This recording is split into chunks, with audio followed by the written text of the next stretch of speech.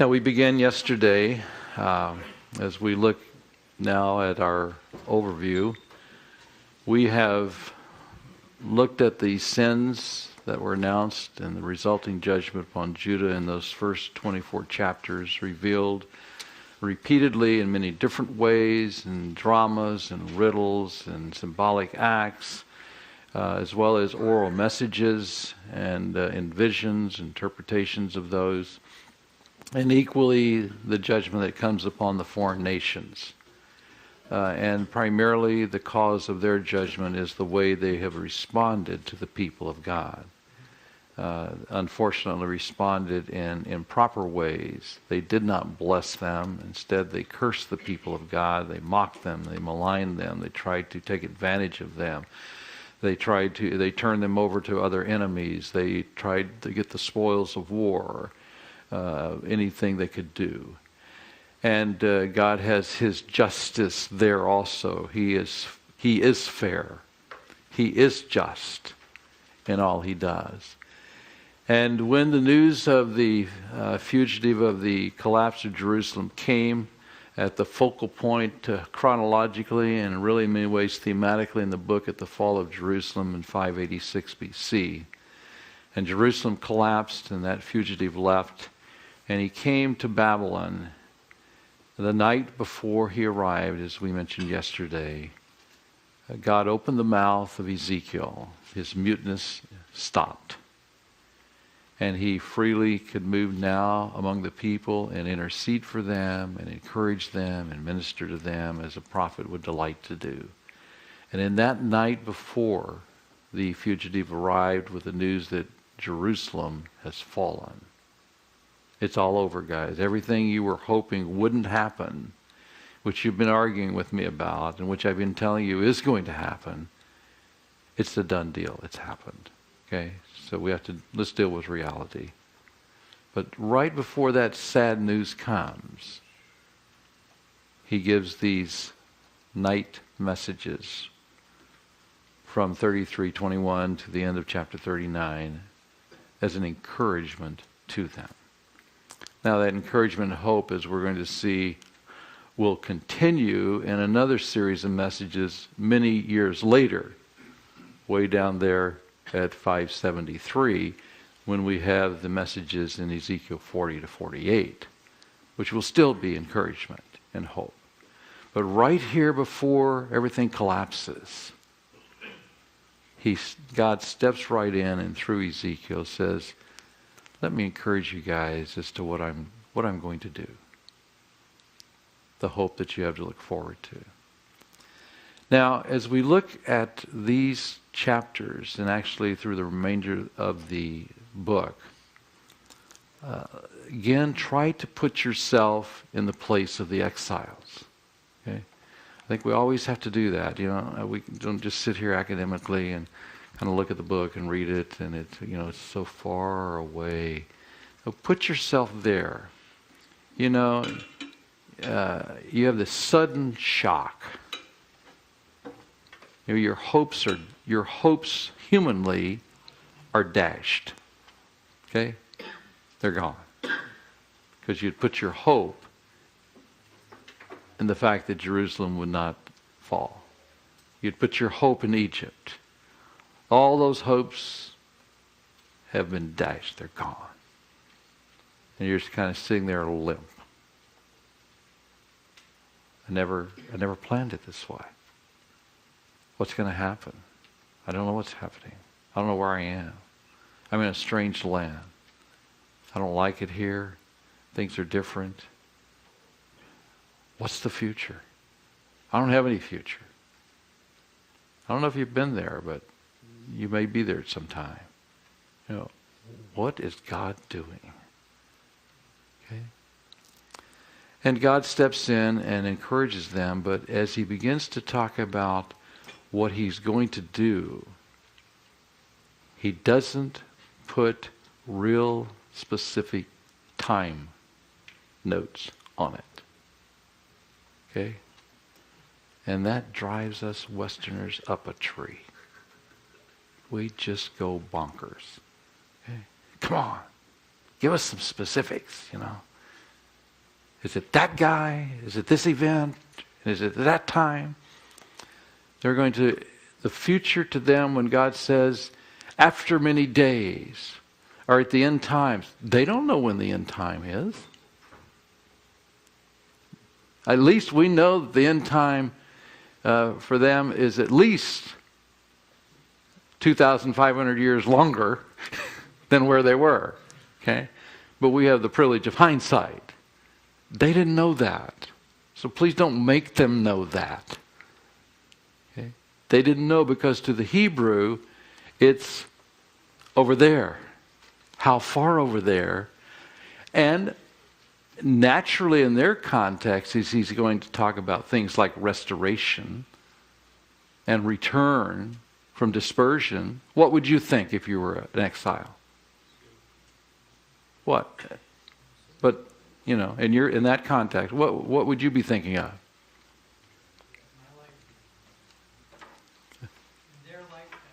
Yeah, and probably what?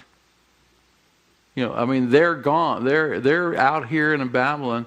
Well, probably we're going to get to leave here sometime. We're going to go back to the land, and we won't have to be in Babylonian captivity any longer. It's extremely natural. That's where they are. That's exactly what we would expect from them. But God, when He speaks of it, again, as I mentioned, prophetically, they think conceptually. Yes, your hope is the fact that God will restore you to the land. He may restore you in the captivity. He's going to restore some others at another time, and ultimately they're all going to get back there. Okay? And the Messiah will reign. Well, if you look at the intertestamental time, many of the Jews genuinely thought that the bad times, the judgment part, was the Babylonian captivity, and once they came back, there was a messianic hope. In a good sense, of course.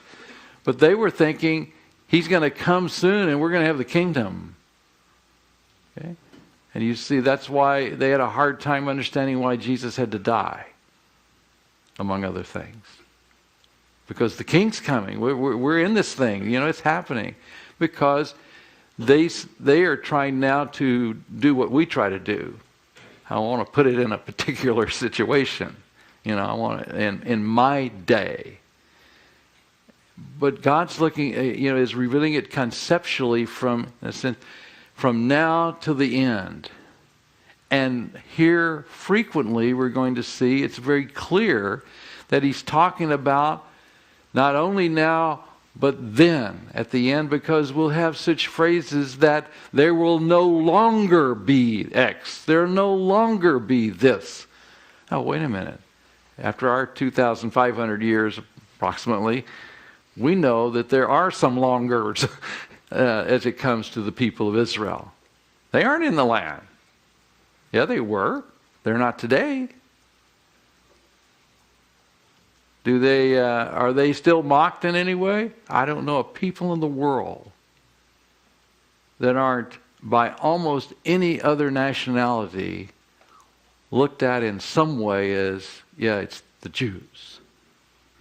It's interesting, isn't it? Anywhere you go. So, these things obviously did not happen then, all of them. Some of them did, and some of them didn't. And we have to therefore understand this is a conceptual understanding of restoration, but with the emphasis upon the final culmination of that. But that does not do away with the fact that they're encouraged, and they were encouraged, I'm quite sure, they're going to return. And they did return from Babylonian captivity. Now, you see, that's not the way we think. We wanted to say, okay, would you please, Ezekiel, talk first about Babylon and returning from that captivity, then tell us the next one, and then would you come over here and then make sure that this one is all at the end. Don't stir them in the pot a little bit, please. We don't like the plot. We don't like just the pot of restoration. We want to have all the ingredients. Please take them out and give us each one at a time. Now, I say we have to begin to think as the prophets think and as things are revealed. And time is not their great concern. By that I mean, I'm thinking specific time. nor often is specific identification of people or places their great concern. That's not to say we have no identifications. But what do we do today when we come to passages like we're going to come to here? Who is it? Where is it? You know, is it Germany? No. It's Russia. No. Is it China? No, it was Japan. You know, we go through all these type of things. Why? Because we're always trying to identify. We want to know who it is. You know, well, is it going to be at the beginning of the tribulation, at the end of the tribulation, the middle of the tribulation, and no tribulation, or in the millennium, at the beginning of the end, or what? Where are these things? Yeah. That's where we spend, unfortunately, as evangelicals, most of our time, rather than understanding the message. We get all hung up over when and who. And they're not hung up over it. I'm sorry, guys. It's just not their big issue. Again, that's not to say we don't know anything. And we can talk about it, and we can get some general ideas that obviously, if they're talking about the far end time, we're not talking about Nebuchadnezzar in some of those situations. Okay? Those aren't real difficult things to come up with. But I just say that so that we can relax. I hope you can relax. And let God speak his message through Ezekiel. And then there's nothing wrong with thinking about those things and doing some speculation. But please let me remind you of this.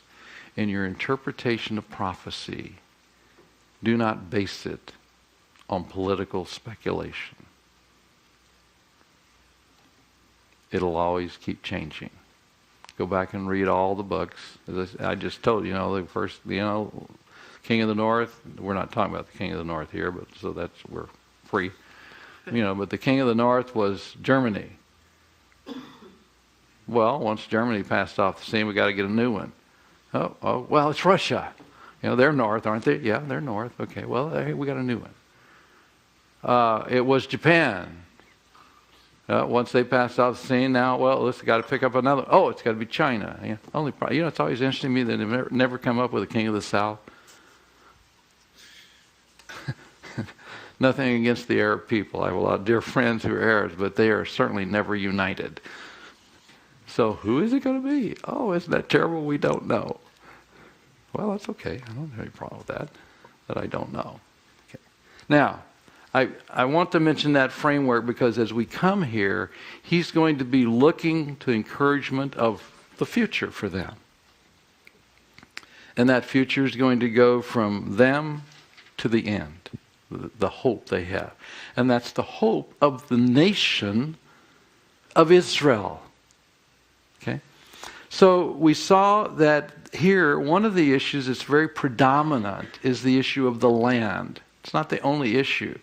But you're going to see land having almost an issue everywhere you come up through chapter 39 and even when we get over into 40. Because the land and the people and their God are always related in the ancient Near East. You cannot separate them. Daniel Block has written a nice monograph on that. The actual name of it has just slipped my mind. But where he dealt, it actually comes part out of out of his dissertation, of how he shows how in the ancient Near East, as well as in Israel, how these three factors, it's like a triangle. You got God and land and people. And they always relate, and you got to take them along together. So the land is very significant to them.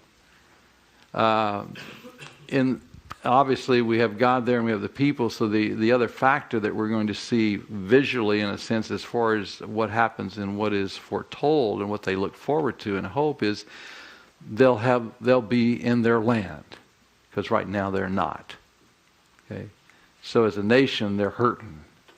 Okay, they're really hurting at this point. They don't have their land.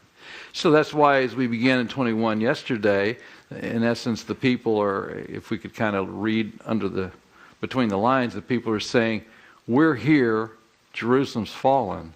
Have we lost it all? Are we gone? Are we gone as a people? Where's the land?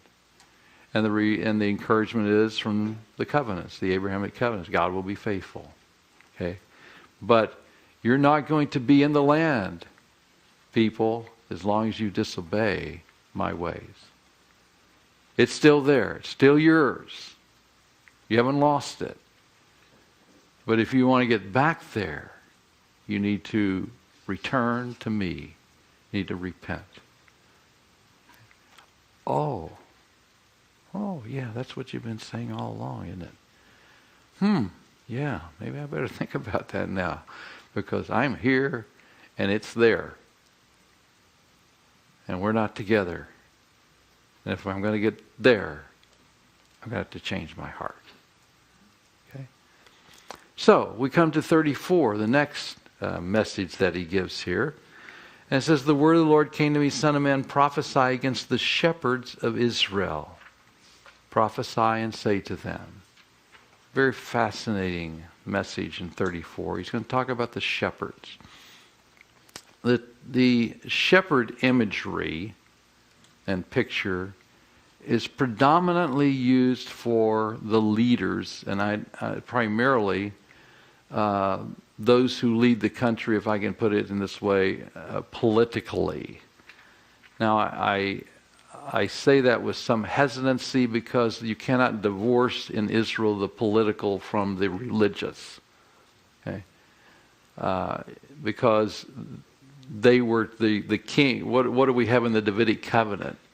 You know, the king is in a son-father relationship with God. Okay? That's an interesting concept in the Davidic covenant. He is one who is closely related. He is one who is leading the people and is to have a copy of the Mosaic covenant that he reads in day and night. If you go back to Deuteronomy 17. That's what's to lead him. He is to depend upon God. He's not to depend upon armies with the chariots and horses from Egypt. He's not to depend upon wealth and money. He's not to depend upon on alliances which were sealed with marriages, so that when he has many marriages and dependent upon those women, he is depending upon the security of alliance. He is to trust God. That's what the leader's to do. Solomon blew it on every level. And he's just one among many. But they're to trust God. They're to be servants of Yahweh who hear what the master says, which is in the covenant. Okay? And then do it. They're to read day and night so they know how to guide their people. So you cannot separate the political leader in that sense, the king and so forth, from the religious element. But when we speak of shepherds, it's not a term that's normally used for priests or prophets. It's the distinction that I'm wanting to make. It's used for the leaders of the people. Okay? So he's going to talk, and we've already seen Ezekiel talk about leaders and how important it is, and how it really was the leaders who were there, it sounds strange, encouraging, helping, leading, guiding astray the people that has ultimately led them to captivity. Though Ezekiel makes it very clear to remind the people, you didn't have to follow. Okay? So you can't just say it's their fault. But God's greatest concern is about the leaders. And I've said it before, but I come back again because this book is so strong to us about this. Men, as you are a leader in your church or whatever the ministry may be, and you will have some form of leadership, it's an awesome responsibility. Lead the people in God's ways, not your ways. And sometimes the temptation is very subtle and easy to lead them in my ways. It's my church. We see it all the time, don't we? Well, that's John MacArthur's church. No, I don't think John would probably be real thrilled with that. But that's what we tend to do, isn't it? We go and pick out the person and make the associations.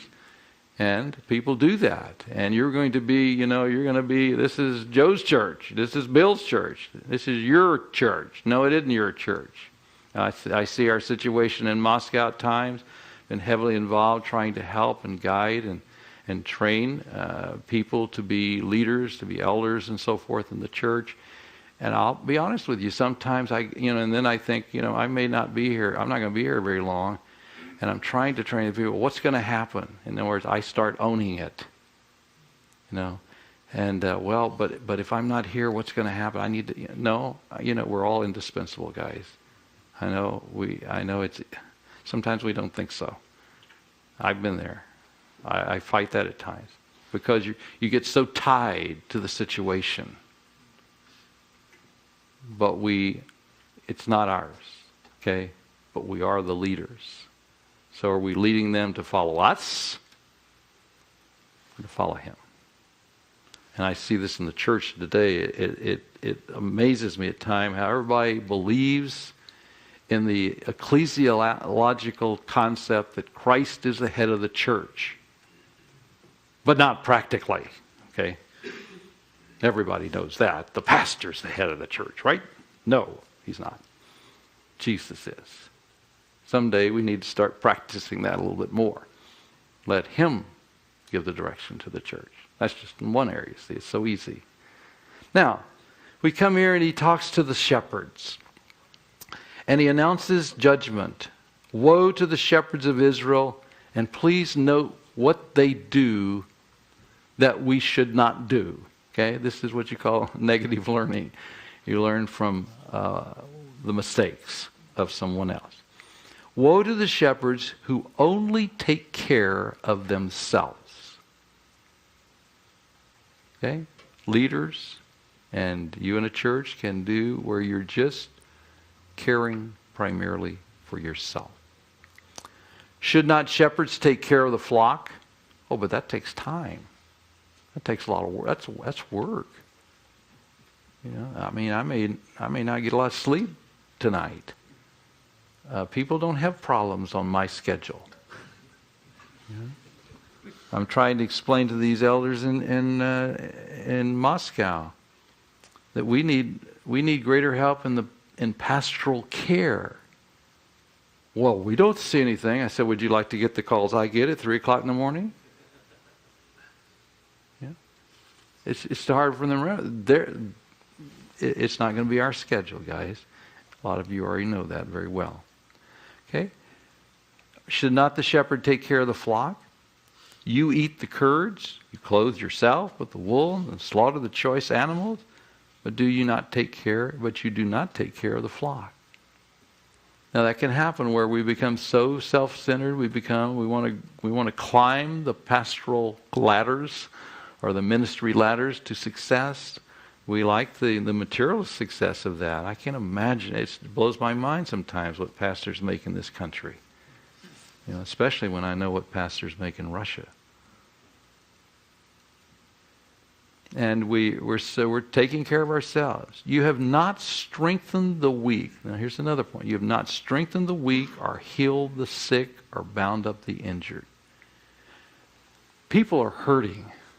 If you haven't found that out in ministry, I don't know where you've been. Because I know there's a lot of people hurting in Southern California. They're hurting all over the world. They are hurting people in Moscow. Oh, wow, they're hurting people. And somebody needs to be out there healing the sick and binding up the injuries and helping them in that way.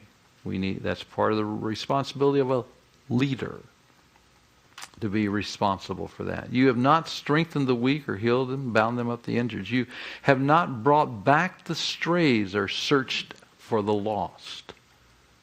Have we lost our heart for evangelism, those that are lost? Do we have people in our ministry that we know have needs, but we're just too busy to reach out to them? And then later, when something happens and perhaps they're gone or whatever, we say, oh wow, I really should have done something. Well, in this case, the shepherds of Israel were not searching for the lost. You have ruled them harshly and brutally. I hope we're not harsh and brutal. But I've seen some pastors that have clubbed people with the truth. You know, you sinners, bang, bang, bang. You know, they let them have it. Well, they are sinners. We're all sinners. We have to be sensitive to know where the people are and the best way to communicate to them in that way. So, since that's the way you led, you were scattered. Well, as a result, the people were scattered abroad because there was no shepherd, no real shepherd. Okay, in this case. And when they were scattered, they became food for all the wild animals. And it's our responsibility. If the people are not shepherded, they're going to go astray because they have not been guided and directed in the right way, and they're going to become food for the wild animals. If you do not teach people the truth, they're going to go out there and hear a lot of junk, and they're going to be led astray by analogy. Okay? My sheep have wandered all over the mountains and every high hill. They were scattered over the whole earth, and no one searched or looked for them. No care. Just don't care. Leadership are those who are to care for those they lead first. Therefore, you shepherds, hear the word of the Lord. As surely as I live, declares Adonai Yahweh, because my flock, it is his flock, not our flock. My flock lacks a shepherd. Because of that, and has so been plundered, and has become food for all the wild animals. Because my shepherds did not search for my flock, but cared for themselves rather than the flock. Therefore, O shepherds, hear the word of the Lord. This is what Adonai Yahweh says. I am against the shepherds and will hold them accountable for my flock. I will remove them from tending the flock so that the shepherds can no longer feed themselves. What a statement. Instead of feeding the flock, they're feeding on the flock.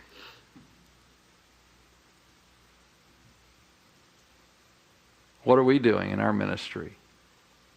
Are we seeking to bolster ourselves? People think we're so wonderful. You're a wonderful teacher. You're a wonderful preacher. Look, your church is growing and so forth. Well, nothing wrong with teaching and preaching and with the church growing. But are we doing that at the expense of the people? We really don't care for them. We're really caring for ourselves. That's what the shepherds and the leaders of Israel were doing. They'll no longer feed themselves. I will rescue my flock from their mouths, and it will no longer be food for them.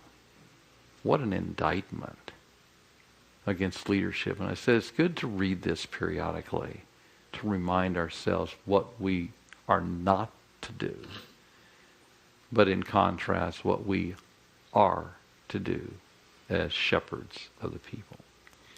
So that in verse 11, for this reason he says, I will search, I myself, this is God, I myself will search for my sheep and look after them. As a shepherd looks after his flock when he is with them, so I look after my sheep. I will rescue them from all the places where they are scattered on the day of clouds and darkness. I will bring them out from the nations and gather them from the countries. I will bring them into their own land. I will pasture them on the mountains of Israel and the ravines and all the settlements of the land. I will tend them in good pasture, and the mountain heights of Israel will be their grazing place. They will lie down in good grazing land, and there they will feed in a rich pasture in the mountains of Israel. I myself will tend my sheep and have them lie down, declares Adonai Yahweh. I will search for the lost and bring back the strays. I will bind up the injured and strengthen the weak. But the sleek and the strong I will destroy.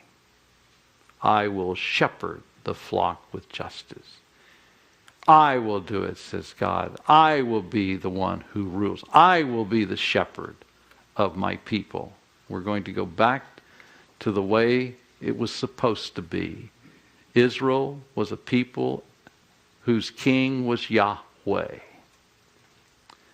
And under the time of the judges, they said, it's too tough. You have to trust God. So we want a king of our own, like everybody else. And remember, he told Samuel, they're not rejecting you, Samuel. They're rejecting me. And the people of Israel rejected Yahweh as their king. They rejected everybody talks about what's the greatest type of government? Democracy. Not necessarily. After all, we have kingship here all the time. There must be something that might be, there may be something else, some other options. But the greatest one is a theocracy. And one of those days, guys, we're going to be in it. We're going to be with our Lord, and He rules. He's the King. He is the King now, but just face to face with that, I can't wait. What could be better? Forget the democracy stuff. Give me Jesus. I want Him to be just the King, and that's all I need.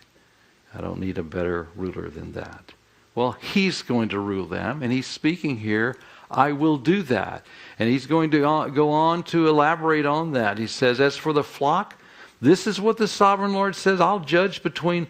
By the way, He just said He doesn't like the sleek ones, and He's going to point out, those who lead, who fatten themselves on the flock, He's going to remove. He's going to remove the false shepherds, the unfaithful shepherds, and they're going to be replaced with the true shepherd. John 10, the true shepherd. He will be the one who will lead the flock. And the way I will be just, He says, I will shepherd the flock with justice, so that in 17, He says, I'll judge between one sheep and another, between rams and goats. Well, rams and goats are those that, often tried to get it over the sheep. Is it not enough for you to feed on good pasture? He's kind of speaking to the rams and goats, keeping with the imagery of the shepherd and the sheep. Is it enough for you to feed on the good pasture? Must you also trample the rest of your pasture with your feet? Is it not enough for you to drink clear water? Must you also muddy the rest with your feet? After all, I've given you the pasture and I've given you clean water, and you as the leaders have gone around muddying the place, and you make it where you trample the land so nobody else can eat and no one else can drink. You're destroying the provisions that I've made for them. Must my flock feed on what you have trampled and drink what you have muddied with your feet? Very graphic, beautiful illustration using the imagery of the shepherd and the sheep. Therefore, see, I myself will judge between the fat sheep and the lean sheep, because you shoved with flank and shoulder, butting the weak sheep with your horns until you've driven them away. I know most of you probably aren't shepherds. I'm not either. But I have had the privilege to watch shepherds in the ancient in the Middle East. You ever had that opportunity? You ever been in? Any of you ever raised sheep? Hey, there we go. We got a shepherd. It's interesting to watch them and how they do that. And of course, the rams often will butt, the sheep. There's some, turf protection that goes on in these situations. Very vividly given here. He says, I will save my flock in verse 22. And they will no longer be plundered. I will judge between one sheep and another. I'll place over them one shepherd, my servant David. And he will tend them, and he will tend them and be their shepherd. I, Yahweh, will be their God, and my servant David will be prince among them. I, Yahweh, have spoken. Now, I'm convinced that in the context here and in the context of the end time, and the fact that the concept of David, he is a visual representation continually given of the one who will come. He will be like unto David. the Messiah. I'm convinced we're talking about the Messiah at this point. I don't think this is going to be actual resurrected David there. If it is, guys, I'm not going to say, oh, so wrong. But I think contextually in the way David continually is a model that is set before the other leaders as the ideal king and the model of what God is going to bring at the end time. That I think that the picture is that God says, I'm going to, because he's already said, I will shepherd my sheep. So we already have in the text that God's going to do it, and that means we're going to have to get the descendant of David, Jesus, who is God, to give the leadership. I will be their God, and David will be, my servant David will be the prince among them. He is the true shepherd. As I say, we go to John 10, we have that developed in the New Testament of the true shepherd who will shepherd the flock. And that imagery, it's picked up again, and I don't think John was ignorant at that point of Ezekiel 34. Because this is the passage in the Old Testament that really zeroes in on the shepherd and the shepherding work of God himself over his flock. So it will be Jesus. It will be the Messiah who will shepherd. Is that going to be immediately at the time when the Babylonian captivity takes over? No.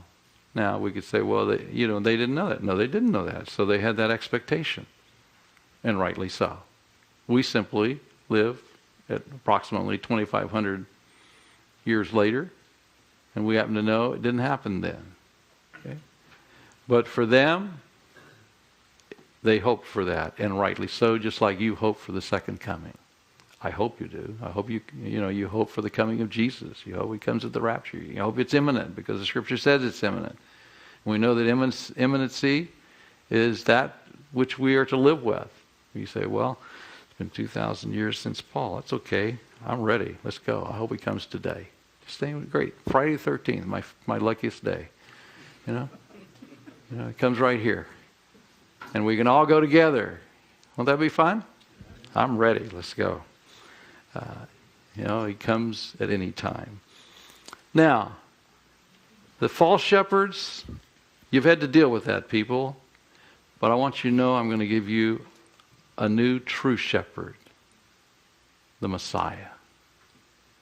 When you're next out sitting there and say, wow, all those guys, I don't have to deal with them anymore. Those Jehoahazes and Jehoiakims and Jehoiachins and Zedekiahs. Whew, wow. I get to have the Messiah. That's got to be an encouragement, even if you're sitting in the Babylonian captivity. See?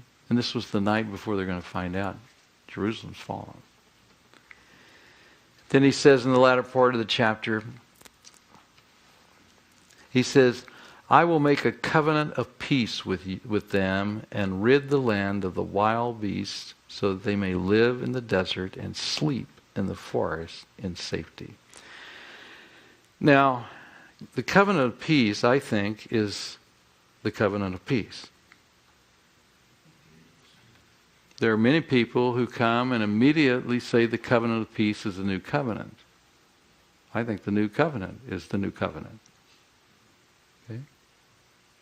But I think the covenant of peace, what he's saying is, I'm making a covenant with you guys that when I come and restore you to the land, and we're looking here towards the end, when we all get back here and I've cleansed you and I've removed all the wild beasts and so forth, you will live in security and peace, and I will rule.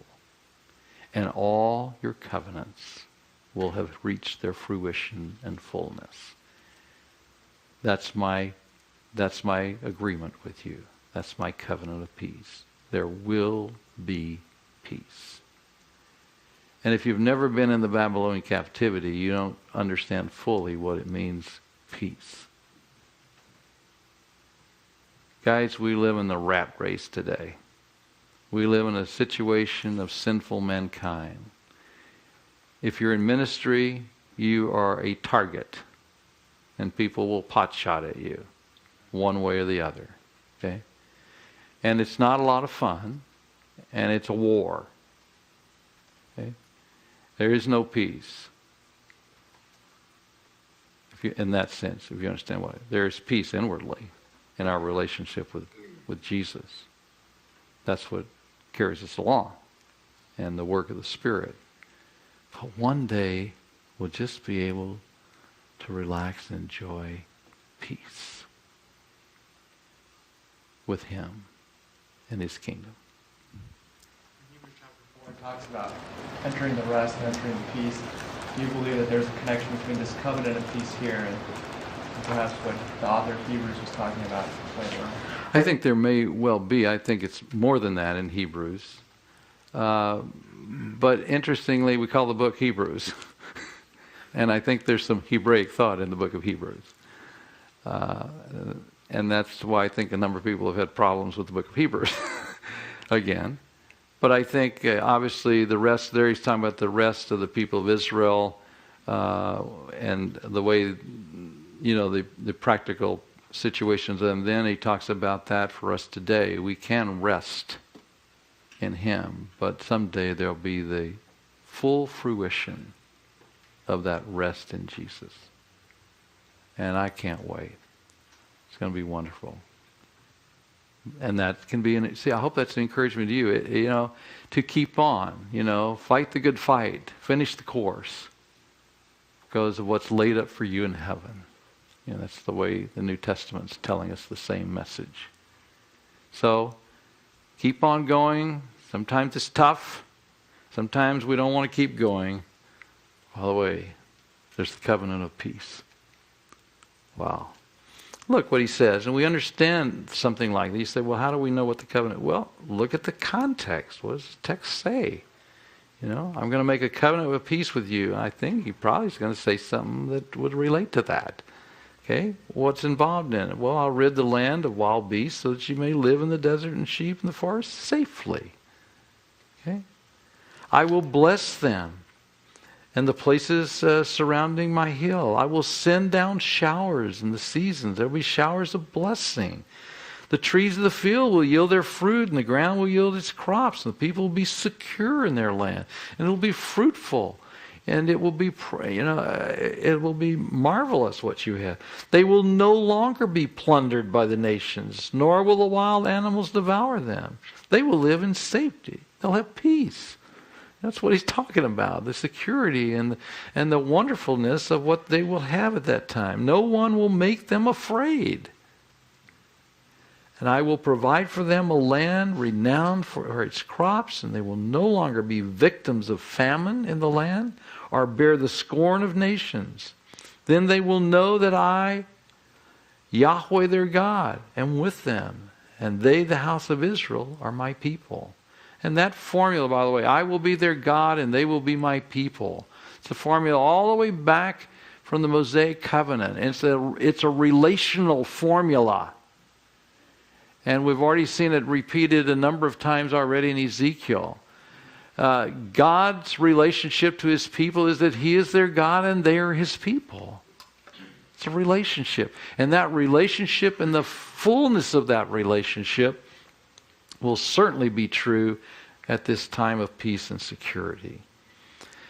And in verse 31, you, my sheep, the sheep of my pasture, are people, and I am your God, declares Adonai Yahweh. This covenant of peace, is there any symbolic representation for that being used 4 times in the scripture, starting with Numbers 25? By symbolic, what do you mean? When we hear the covenant of peace, should we kind of link it on to the other passages, or is the covenant of peace in the other passages and this passage different? Because Numbers 25 speaks about a covenant of peace, a priestly. I think we have to think Hebraically. It starts, and there are relationships, and it can be relationships in a given situation. But the ultimate, here we're seeing the ultimate manifestation of that is at the end time. But it's a conceptual concept that God is we can have peace now individually in our lives, and we can have peace as a people if we follow Him. I mean, for Israel, I'm speaking of Israel. We could do that in the United States too if we followed Him. Anyone could be. They could know peace. Obviously, it's peace in not a perfect environment at this point, as it ultimately will be. So yes, I think there is a continuum that goes through a relationship in that sense. Now, the false shepherds will be put aside. The true shepherd will take their place. What a tremendous encouragement. And there'll be at that time the fruition and the fulfillment, the fullness. Fulfillment, I've really moved away from that term because I think it gets us in trouble. Because fulfillment has the connotation it happens, boom, right here at that point. I see it growing to fruition, and you finally have the fullness of the concept realized, all of its aspects. To me, that helps. It may not help you at all, but it helps me to see something is a concept that's developing, and it comes to the very end time and reaches its fullness. You've got it all. All the concept now is realized at the end time. It comes to its fruition. Walt Kaiser talks about that same thing. We've had some interesting talks. I think he shares the same perspectives in that sense of looking at it in that way. Okay. We come now to still, those are the ones that are, the true shepherd is the one that's going to rule over the people in the land that He will give to them. We come in 35, actually in 35:1 through 36:15. It all, I think, relates together. And this is what I would call the preparation of the land. Actually, preparation for the people to return. Okay? The land, what had happened to the land in the announcement of the judgment, and what happened in 586, from their perspective, the land was desolate. Jerusalem was destroyed. The land was left barren in that sense. Yes, there were some people still there. Jeremiah was there with Gedaliah up at Mizpah and so forth, at least for a while, till they shipped him out to Egypt. But the land is desolate. Okay, the land is defiled. The land needs to be prepared for the return of the people. Now, we immediately have here a prophecy directed specifically at Edom. And it has to do with Edom per se. But what I want you to notice in chapter 36, we read, he goes on talking about the removal and the concept of possession, because one of the things about Edom is they always want to possess the land. In fact, come in the New Testament times, Idumea is actually the extension of Edom into the southern part of the West Bank. If I can use mixture of chronological times here. Into the southern part of the Canaanite area. Edom has always been wanting to possess. Edom is going to be here a representative of the nations, of the foreign nations who have possessed or tried to possess the land. And we, if I can just move over to 36 for a moment, in verse 4, therefore, O mountains of Israel, hear the word of the Lord, because he's talking to the land. In this, he's speaking to the land. I'm going to get you ready. He says, to the mountains and to the hills, this is what the Lord says, to the mountains, to the hills, the ravines, the valleys, to the desolate ruins, the deserted towns that have been plundered and ridiculed by the rest of the nations around you. So we're talking about all the nations. This is what Adonai Yahweh says, in my burning zeal I have spoken against the rest of the nations, against all Edom. See it? Edom is a representative of all the nations. That doesn't mean that Edom doesn't have its own thing, because that's basically what's going to happen in chapter 35. You're going to have specifically against Edom, but in a sense they are a representation, a picture of really what's true of all those who have sought to possess the land. And here he explicitly makes that representative statement. All the nations, that is, all Edom. Okay, well, Edom is not literally all nations. They are representative of all nations within that context. So we'll come back to that. So this is why you have to see 35 and 36 up through 15 as kind of a package. It kind of goes together. We have the specific judgment in chapter 35 against Edom per se. Then we have the preparation of the land where we get rid of. He's going to remove all those that are like Edom. All the nations that have ever done that, he's going to move them out, and he's then going to prepare the land so that the people can come back to it in its goodness. Now you're an Israelite here, sitting, listening in the middle of the night, staying up late, not watching TV, but watching Ezekiel, which is better. Okay, better station. Okay, and you're listening to this. Wow, that's a great show on the shepherds, man. Oh, now we're going to talk about Edom. Oh, this is the latest show on Edom. Okay, we just flipped channels, and now we're on the Edom channel. So, chapter 35 is specifically the statement, and he's going to talk about the removal of Edom and the judgment he'll bring upon them. So he says, set your face against Mount Seir. Now Mount Seir is terminology for Edom as well. They're the same thing. Okay? And I will stretch out my hand against you and make you a desolate waste. I will turn your towns into ruins and you'll be desolate. And of course, our purpose, which I hope hasn't become so familiar that it's kind of like, oh yes. No, everything God does is so that people will know that He is Yahweh. Yes. That you will know, is he referring to the exiles in this, or referring to the people of Edom? Yes. I think it's both, because the message is obviously to the exiles, but also it's directed. And I said, I can't tell you how it's going to work out that the message is going to get to Edom, but it is a message directed toward them, but it is initially heard and received by the exiles. Is there any way from extra biblical material or anything that we see that people in Edom or these foreign lands said, we got it, we got the point. You know, we understand that Yahweh is God. Not extra biblically that I'm aware of. Of course, the Scripture is going to imply that they will come to a place where they are restored. So there has to be, the implication would then be that there's some change that's going on there also. But it's only an implication. It's an indirect statement by the Scripture.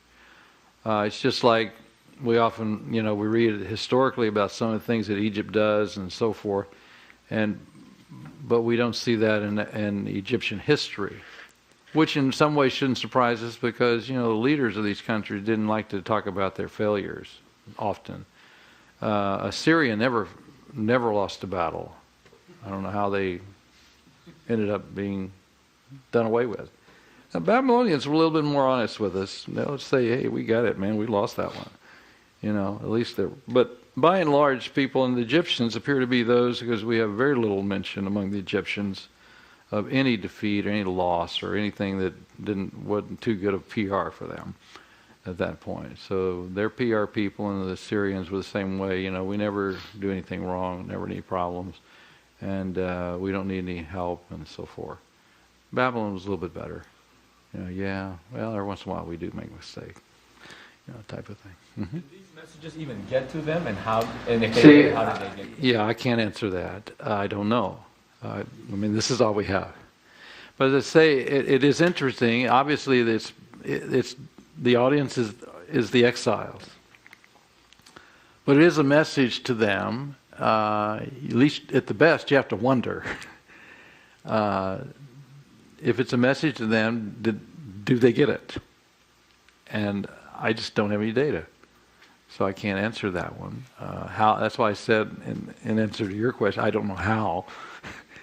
And we talked about it even, I think, yesterday. I don't know how that would be done.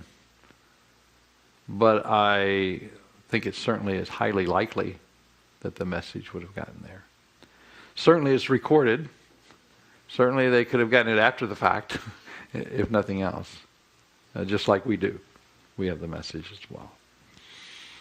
So he's going to, we come then to verse 5, and we find the reason, okay? Which again, I hope you're familiar, if you haven't already been familiar before even this course, the fact that the prophet's primary framework of communication is what we call a judgment speech, or often what we call a prophetic lawsuit. Prophetic, actually, they use the Hebrew term reeve, which means lawsuit. It's a legal lawsuit. They're going to bring a case, a lawsuit against Israel. The prophets as a prosecutor to them. But they use this, they use a prosecutor or a legal form, and they will give the accusation or the indictment about the people, and then they'll give the verdict. That's a constant, so you're constantly looking for your ya'ans and your lachins. Okay? The becauses and the therefores. That will guide you as you look and see, okay, this is the basis for it, and here's what the judgment's going to be. So, in verse 5, because you harbored ancient hostility and delivered the Israelites over to the sword at the time of their calamity. The time their punishment reached its climax. So Edom was, as the people, and we have some extra biblical statement that does help us in this. The people would be trying to flee and leave the siege and so forth, and the Edomites would catch them and turn them over to the Babylonians.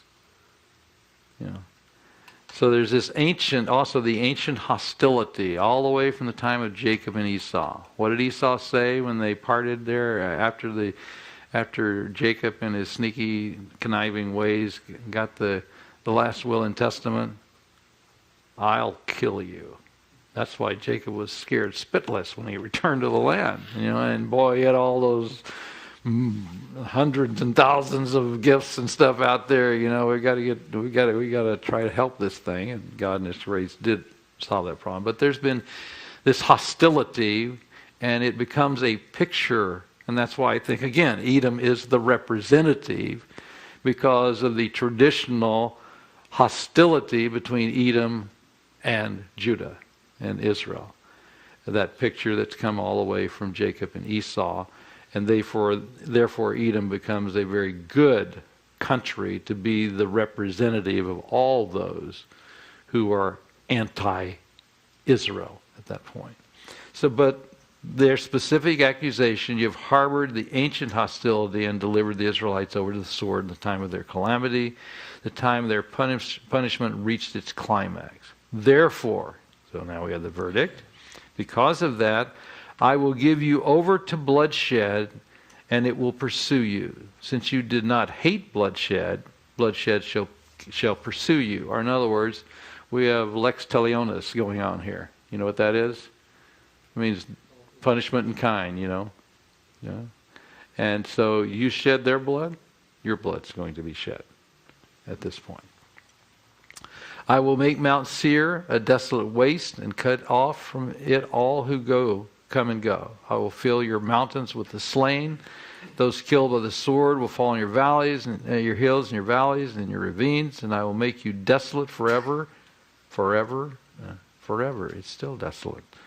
Your towns will not be inhabited. Then you will know that I am Yahweh. Now, so to speak, let's try it again. Okay, verse 10. Because, now we're going to have again an indictment. Because you have said. Now, this is what they have said. These two nations and countries, that is Israel and Judah, will be ours. We will take possession of them. See, there's that there's that thing. These foreign countries want to take possession of the people of Israel. Okay? Even though I, Yahweh, was there. Therefore, what's the verdict? Since you have been wanting to possess them, as sure as I live, says Adonai Yahweh, I will treat you in accordance with the anger and jealousy you showed in your hatred of them. I will make myself known among them when I judge you. Again, we're going to have a lex talionis type situation. You're going to experience the same thing that you were wanting to happen to them. Then you will know that I, Yahweh, have heard all the contemptible things that you have said against the mountains of Israel. You said, quote, they have been laid waste and have been given over to us to devour. You boasted against me and spoke against me without restraint, and I heard it. This is what Adonai Yahweh says. While the whole earth rejoices, I will make you desolate. Wow. Because, here we come again to because. What's the reason? Because you rejoiced when the inheritance of the house of Israel became desolate. That is how I will treat you. You will be desolate. There's judgment in kind. It's taking place. O Mount Seir, I will make you desolate. O Mount Seir, you and all of Edom. Then they will know that I am Yahweh. And there he's giving us a little hint of what's coming in 36. So this is going to be true to all those who have sought to possess the land. All those who have wanted Israel and Judah to be desolate. All those who have harbored hostility against them. God's going to remove them and they will be desolate. But specifically Edom in this situation. So that then brings us to, we're continued. I mean, this, it really you really should kind of do away with your chapter division here. And just to get the continued flow that goes on. So, Son of Man, prophesy to the mountains of Israel. Since that's true, now let's talk to the land. That may seem a little strange. But again, understand the importance of the land. And he's going to say we got to get the land ready. We've got to prepare the land for them. And that's what we're going to see in 36. O mountains, is what the Lord says in verse 2. The enemy said to you, aha, to the mountain. The ancient heights have become our possession. See, boy, there's that possession. It keeps coming. Everybody is wanting to possess the land. And people have done that. They've crisscrossed the land. They've come and taken it at different times. Each of these countries have tried to do that. Specifically Edom. And Edom is the representative, therefore, of the whole. But it's true of all the nations. They have said, the ancient heights have become our possession. Therefore prophesy and say, this is what Adonai Yahweh says. And now we have again, because. Now here's the indictment. Because they ravaged and hounded you from every side, so that you became the possession of the rest of the nations, and the object of people's malicious talk and slander. There's the indictment. Now we're broadening it. It's not just Edom, it's all the nations. And then he's going to say Edom is representing all the nations. Okay? So what is true has been true of Edom from ancient hostility.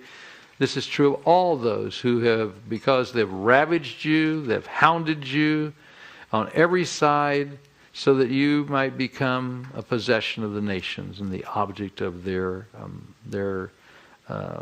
malicious talk, their slander, their mocking, their taunting. What's the consequence? What's the verdict? Therefore, verse 4. Therefore, what am I going to do? O mountain of Israel, hear the word of Adonai Yahweh. The Lord says to the mountain and hills, to the ravines and valleys, to the desolate ruins, to the deserted towns that have been plundered and ridiculed, and to the rest of the mountains, by the rest of the nations around you. This is what he's going to say. He's speaking to the land, because the land lies desolate. Okay? Everybody's wanted to, this is mine, you're mine, you're mine. No, it's mine, it's mine. Everybody wants this land. Yeah. I hope geographically you understand where the land is. It's the land bridge between all the great nations. So, yeah, it is kind of a nice place. Except, as Golden My Ear says, there's no oil there. And he says, this is what Adonai Yahweh says, in my burning zeal I have spoken against the rest of the nations and against all Edom. Those are oppositional to one another. For this glee and malice in their hearts, they have made my land their possession, so that they might plunder its pasture land. Therefore, prophesy concerning the land of Israel, and say to the mountains, the hills, the ravines, the valleys, this is what I say. I speak in my jealous wrath, because you have suffered the scorn of the nations. The land has suffered the scorn of the nations. Okay? He's speaking to the land. Therefore, I swear with an uplifted hand, or is this an oath on the part of God, that the nations around you will also suffer scorn. Here we have our judgment in kind again. Okay? But you, O mountains of Israel, will produce branches and fruit for my people Israel. So here's how he's going to, in essence, there's going to be judgment upon those that want to possess. There we see elsewhere developed more clearly, they're going to be removed, taken out of the land, and I'm going to clean up, I'm going to clean house. Okay? Here's what I'm going to do. The land will produce, in verse 8, branches and fruit for my people Israel, for they will soon come home. It's kind of nice, we use that phraseology today, welcome home.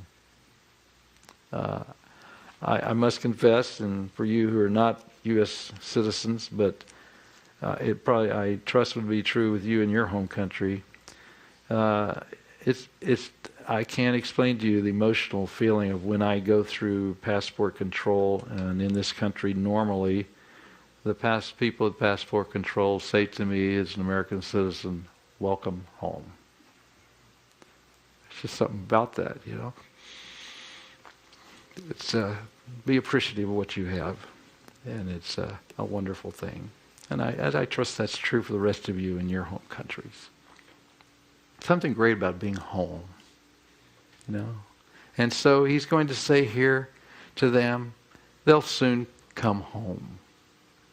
Boy, can you imagine what that meant to those exiles sitting there in the middle of the night? We're going to have a Messiah rule us. He's going to get rid of all these guys that have tried to possess our land over and over again from every side, just like Edom. And he's going to get, and he's going to make it fruitful again. And we're going to be home soon. Okay? I am concerned for you, and will look on you with favor, and you will be plowed and sown. Speaking to the land. And I will multiply the number of people upon you, even the whole house of Israel. Now, obviously, that didn't happen at the end of the Babylonian captivity, and it hasn't happened today.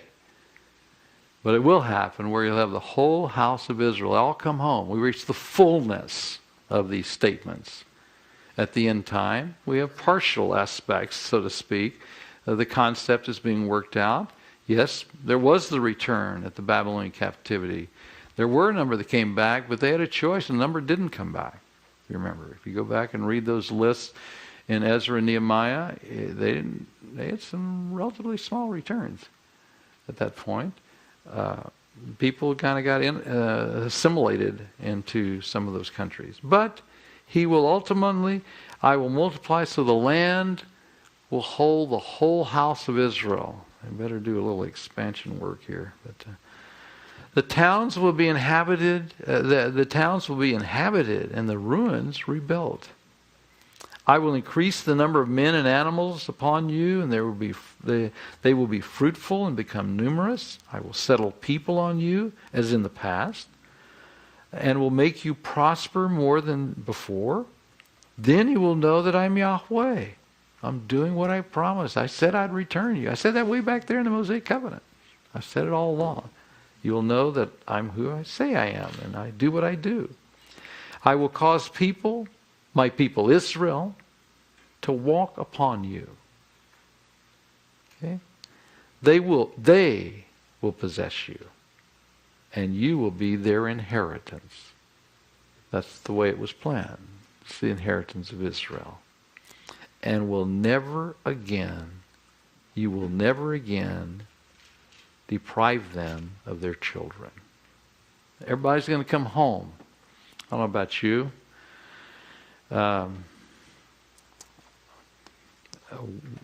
We delight to have people come home in our family. We see our family once a year, and we don't have a home. We're homeless people. We don't own one of those things. You know, we're not under the bridges yet, but we're homeless people. Okay. And but I can guarantee you, for my wife, and I'm sure for your wife, especially the wives, the nest is very important. And they just get thrilled out of their minds when all the chicks are home. Now, your chicks may not be old enough to have left the nest, but when they do, there's no greater thrill for you than they're home. That's basically what he's saying to the land. Your people are home. Okay? They've come home. Everybody's there. All of them. What a wonderful time. The land has been cleaned up. It's fruitful. Got rid of all the problems, the people that have tried to possess everything. And you're just home in peace and security. Home with your people. And you'll never again be deprived of your children that are supposed to be in your land. Verse 13, this is what Adonai Yahweh says, because, and we have here a reason, because people say to you, people are saying to the land, not Yahweh, but people are saying to the land. What are they saying? You devour men and deprive your nation of its children. Because it's the way it looked. You know, when all the possessions would come and people, they would be taken out of the land. You know, you devour your children. Boy, what kind of a land is this? You deprive them of their children. Well, he says, therefore, here's my verdict for that. You will no longer devour men or make your nation childless. No longer will I make you hear the taunts of the nations. No longer will you suffer the scorn of the peoples or cause your nation to fall, declares Adonai Yahweh. No longer. Won't happen. You, the land, will have the joy and the privilege of receiving your people home. The land will be prepared for them. I'm getting home ready. Getting the house ready. Again, if you've been in that place where your children come home, your wife is like a windmill in a gale storm. Getting the nest ready, okay, for them to come home. And I remember our youngest son, when our two older ones, because there's a 12-year gap between he and the oldest, and an 8-year gap with the next. He was to tag along at the end. When they would come home, when we lived in Vienna, and they came home from either here or somewhere else, he thought it was royalty coming. I mean, it was just, he couldn't wait. You know? And there's just that thrill of coming home. Okay? Remember, where's your home? Mm-hmm. Yeah. I remember when we first went to the mission field, my wife will tell you that she woke up in the middle of the night as we were sleeping in a strange bed at that point in Vienna, Austria. And she said, I'm not here and I'm not there. Oh God, you are my dwelling place. Okay. And one day, though, we'll be home. Okay? I'm ready. And he's getting it ready. He told us he's gone up there to get it all fixed up. Get the mansion fixed up for us. And we'll be coming home. See, these concepts are true throughout the Scripture, by the way. The Old Testament's not different from the New. He just carries on the concepts and develops them further for us in the New Testament so that we come to that fullness, that fruition, not only in Jesus, but in the whole of all that, because of him, of all the blessings that come. Now, beginning in chapter 36:16, we have a slight turn here in these messages to talk, okay, I've got everything ready, so let me tell you how I'm going to get them home.